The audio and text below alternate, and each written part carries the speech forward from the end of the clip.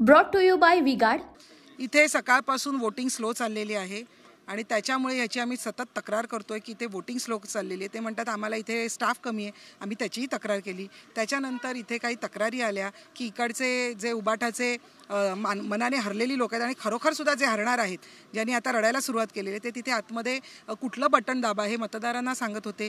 इकडे त्यांचे जे टेबल्स होते, या टेबलवर ते डमी मशीन्स घेऊन बसले होते। तर जे जे करायचं नाही आहे या सगळ्या गोष्टी हे उबाठाचे जे ग्रामपंचायतही न जिंकलेले जे कीर्तिकर आहेत, खिचडी चोर, हे करत होते। तर मला असं वाटतं की तिथे जेव्हा आमची मुख्य निवडणूक प्रतिनिधी आतमध्ये गेले, ज्यांच्याकडे ऑफिशियल कार्ड आहे, त्यांना आतमध्ये घेण्यात आलं नाही। भाइयों बहनों, उनके राज में पावर रहे अनस्टेबल और हम रखे सब स्मूथ और स्टेबल। हमारा नेता कैसा हो जो स्टेबल पावर दे वैसा हो। अब की बार वी गार्ड एसी स्टेबलाइजर का चमत्कार।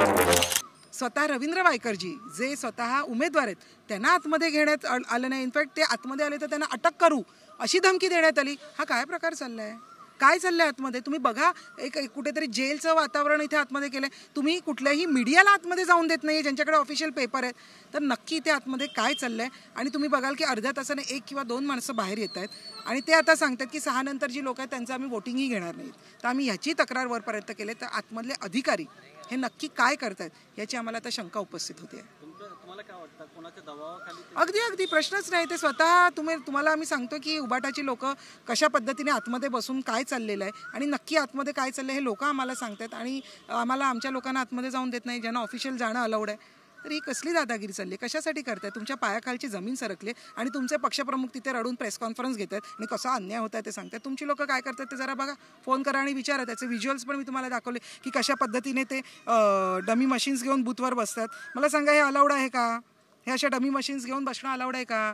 सांगा उद्धवजी ठाकरे, सांगा हे अलाउड आहे का? हे तुमचा उमेदवार करतोय। कसला प्रेस कॉन्फरन्स घेऊन तुम्ही लोकांना शहाणपणा शिकवताय? तुम्ही काय करताय ते आधी बघा। उनका बैकअप सिर्फ कल तक और हमारा चांद तक।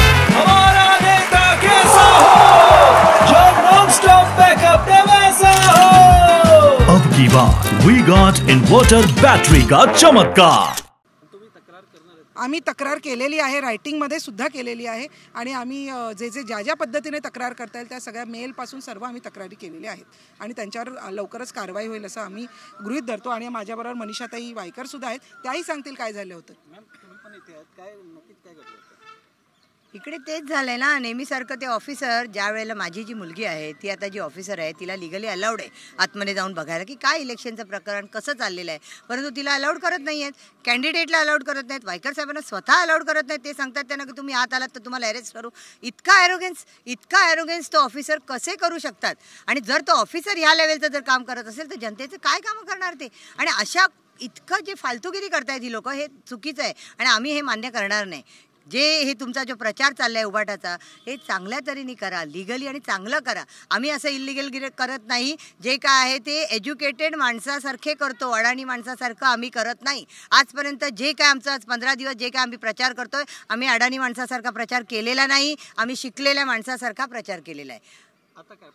आता काय परिस्थिती? आता माझ्या मुलीला आम्ही जबरदस्ती, आता आम्ही सांगितलंय त्यांनी की त्या ऑफिसरना आम्ही त्यांना घ्या आतमध्ये, वरनं तुम्ही तिकडे नुसते ठप्पेच माराल सरळ आणि तुमचं मेजॉरिटी दाखवाल, मग काय उपयोग काय आम्हाला? आणि आज जी जनता तिथे उभी आहे, आज दुपारपासून जी माणसं तिथे उभी आहे ती बाहेर आलेली नाही आहेत। असं कुठल्या बूथमध्ये अजूनपर्यंत 4-4 तास वोटिंगला लागतात असं आजवर आम्ही बघितलेलं नाही।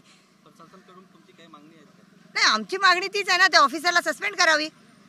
आम्ही सांगितलेलं आहे की त्यांना सस्पेंड करा, त्याशिवाय आम्ही ऐकणारच नाही।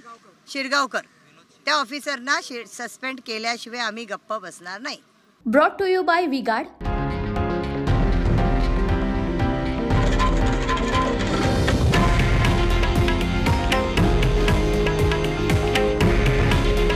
हे आहे देशातील नंबर 1 न्यूज नेटवर्क आणि आपण पाहत आहात TV9 मराठी। काळजी तुमची, हित महाराष्ट्राचं।